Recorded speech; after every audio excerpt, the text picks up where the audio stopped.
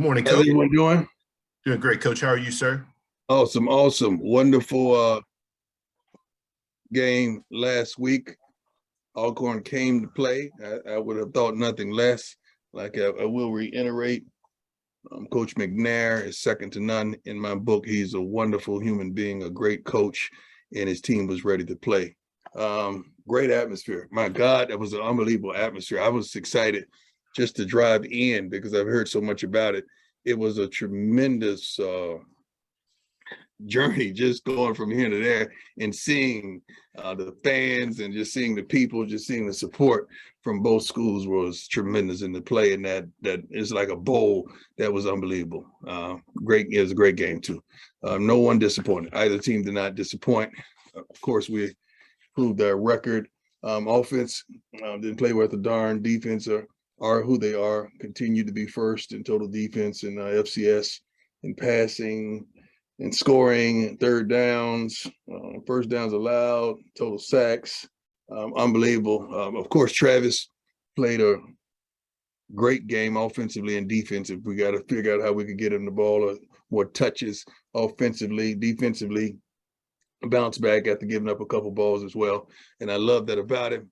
He didn't flinch whatsoever when I talked to him about what he was doing to allow a couple of those completions. He did not flinch, but it was a great contest. I'm happy that we could move on and we could we had a great practice today. We're gonna have another great practice tomorrow. Then I'm gonna cut the young men loose and let them go enjoy their families, and we'll be back Saturday evening for practice on Sunday. Appreciate those opening comments, Coach. First question goes to Charles Bishop. Morning, Coach. How you doing? How you doing, boss?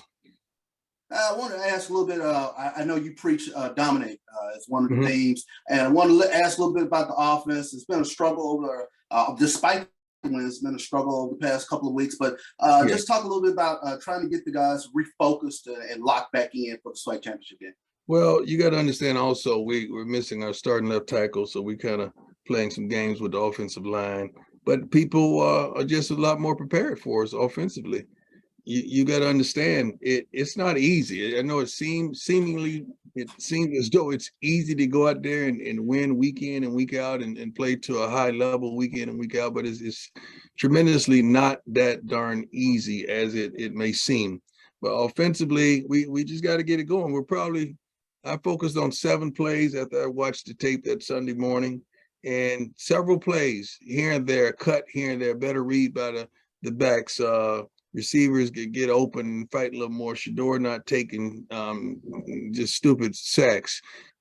It's a whole different game, but that's a tribute to how Alcorn played. So I can't speak negatively on that because they forced us into some of those things. But thank God we have a defense that can play the way they play. Speaking of the defense, Justin Reagan, he had 3 sacks in this game. But talk a little bit about him and his maturation as a football player. He is unbelievable. So funny that at the end of practice, he's a little banged up. So at the end of practice, he chooses to do sit-ups or whatever the trainer has him do, and the guys got on his butt. I mean, the fight almost broke out at the conclusion of practice last week because they felt like you could practice all during practice long, then you wait to the end and want to do some sit-ups. That ain't good. So we got on their butts. We talked it out as a defense, and he understood that's not going to happen no more. But he went out there and played his butt off because his teammates was on him about that. No doubt. Appreciate it, Coach. Thank you. Next question goes to Dr. Cavill. This is Kenyatta, Dr. Ville's Insider Sports Lab. Yes, sir. Speak with you, Coach. You talked about from the very beginning that Travis Hunter, he's the real deal. He's different. He showed up and showed out loud, on both sides of the ball with the pick exception. Played solid on defense in terms of them even to go his way, which is a different thought process. And then the fact that touchdown catch he made. About being able to get his foot in I'm not sure if there's something you can coach. The player has the ability to do that or not. Just tell me a little bit more about Travis Hunt. What makes him so special? Travis loves the game. Travis prepares for the game. Travis is a very confident individual. He likes the challenges, and he's performing against ego. You got to understand, we had 2 quarterbacks the last 2 weeks. You could easily go on the other side of the field and throw the ball, but ego is going to have them say, I'm not going away from Travis Hunter. I'm going to throw the ball to Travis Hunter. And it don't make sense to me. Like you have a whole other side of the field, but you got to still ego makes you throw the ball at Travis Hunter, which I know what it comes from. It comes from the homies and the teammates all doing the week. Man, you going to try him? Yeah, I'm going to try him. You know, we ain't scared of him. And you see the results of what they get. Now, on the offensive side of the ball, Travis always give you an opportunity. 50-50 balls, he's going to win. If he has a little separation, he's going to make the play. He's going to make the tough catch, or he's going to get a PI. And oftentimes, they know the ball is coming to him. We don't always put him out there and throw it to him unless he's open or it's a one-on-one. You got to give him an opportunity. But the kid is just dynamic. He's truly dynamic. And I can't wait until really to conclude this season and to see him in a full season when he's truly healthy. He's still limping a little bit, banged up a little bit, not at full speed, but he's still Travis Hunter. Wow. And we know how to use him. Thank you, Coach. Quick follow. I'm sorry, I don't know if any other place would use him the way we use him. Yeah, I don't know if he would have had that luxury to be used in the manner that we use Travis. I'm glad you put, because it's important for a lot of people to understand. Yeah, it is. And other side of the ball. Yeah. Exactly. Other side of the ball, defensively, team is like they do what they do, and a lot of that is led by many players, but it seems like the senior is really stepping up and getting it done. He had a big game. Talk a little bit about what is he doing in his maturation from last year to this year. Who's that? I'm sorry, I didn't catch the name. Aubrey Miller. Oh, Aubrey, Geronte Davis had 12 tackles. Reagan's 3 sacks. Who else? Excuse me? Aubrey had 11 tackles. Yeah, I'm saying, but Geronte had 12 tackles. Yeah. What I'm saying on the other, I'm not diminishing. I'm just giving you a roll. No, you're right. It was a full team effort. Oh, God. Come on, 42. Brown. Jeremiah had a couple sacks, didn't he? A sack? He had the strip fumble. Strip fumble. Yeah, I mean, so it's a collective effort, but none of that works unless we're covering. I mean, we're covering. We have some pretty good DBs. I know they catch balls here and there on us, and they should, but shoot. Let's give it to Dennis Thurman, man. I mean, this is the second consecutive year that Coach Thurman and that whole defensive staff, which I is unbelievable to me. I see it every day, that they find a way to get it done in spite of. I mean, sometimes offense has been, we've spearheaded the attacks and we've been dominant, but oftentimes defenses are the ones being dominant. Aubrey does his part and then some. I mean, he's a phenomenal player. But I'm gonna tell you something, man, and this is not taking nothing away from Aubrey, and I want to reiterate that. You could close your eyes in our defensive linebacker room and grab one of those guys, and they're gonna come on to play. And not only are they gonna come to play, they're gonna know their responsibilities, and they're very mature and smart football players. Coach Hart does a phenomenal job with his linebacker room. Congratulations on the undefeated regular season. Thank you. Enjoy the holiday break. I know you'll be working on the team, and I'll see you in Jackson for the SWAC championship game. Congratulations. Amen. It's supposed to be great weather, hopefully. Exactly. Last question goes to Zach McKinnell.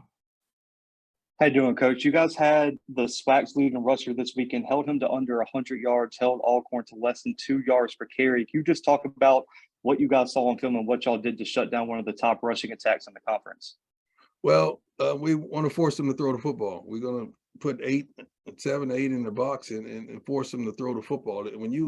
When you're running against a stacked box like that, it's tough on any back. That's not taking anything away from him because that kid can flat out play. Matter of fact, let me give this guy some love. I don't know if it's number 17, the cornerback, one of their cornerbacks. That kid can play. And I think he was their left corner. That kid can play. That kid, I don't know what year he is. 18? I don't know what number. It was a team. The kid could play. I know the kid could play. But shoot, we just stacked the box and forced them to throw the football. And they had a couple runs that were successful, but overall we knew then when they start rotating quarterbacks, that's a good sign. And Coach, a quick follow-up. Savion hit the 1,000-yard mark. Can you talk Yeah. about how he has established himself as the lead running back for this team throughout the season and what that means for him to hit that mark this year? Yeah, first of all, he's a great kid. You're talking about a character kid, a kid that exemplifies smart, tough, fast, discipline. He hits all those and check all those boxes with character. Comes to work every day, and practices his butt off. We never hear no negativity from him, never cries about the football. He's a little banged up. I think I hate to say it, but he's bunions or whatever. I don't know how a kid that old is dealing with bunion problems. I thought that was an old man kind of thing. But his feet was hurting a little bit in the game, and I could tell because he missed some darn cuts that he normally hit. But that kid is phenomenal. Let me tell you something. We have several kids on the team that I feel like are pros, and he is certainly one of them. I feel like he's a pro waiting to be birthed into the NFL sooner or later. Thank you, Coach, and congratulations on the undefeated regular season. Thank you all. I want you all to have a wonderful. Let me add this. I heard my dear friend Willie Simmons put it down on here earlier today, and he is absolutely right. I mean, the statistics that he gave, and I hate to call out these schools, but he's 100% correct, and I support him 100% because he is very factual. When he starts spitting it, he spits it factually. And the kid, I mean, what they did this year, and to go back from being on to it and to come back and run the table, shoot, come on. Why not? What I don't. Is it closed that they can't allow a HBCU team in, or a team with that record that he substantiated that this team, FAMU, should be in the darn playoffs? Unbelievable.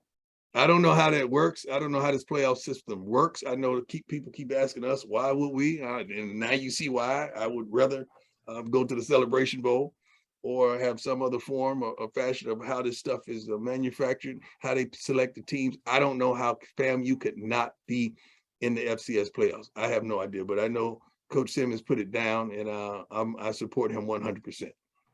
Coach Sanders, The SWAC coaches. Excuse me? As always, we sincerely appreciate your time. Look forward to speaking to you again next week. Happy Thanksgiving. Don't eat too much. Some of y'all. Thanks. For sure. Thanks, All right. Coach.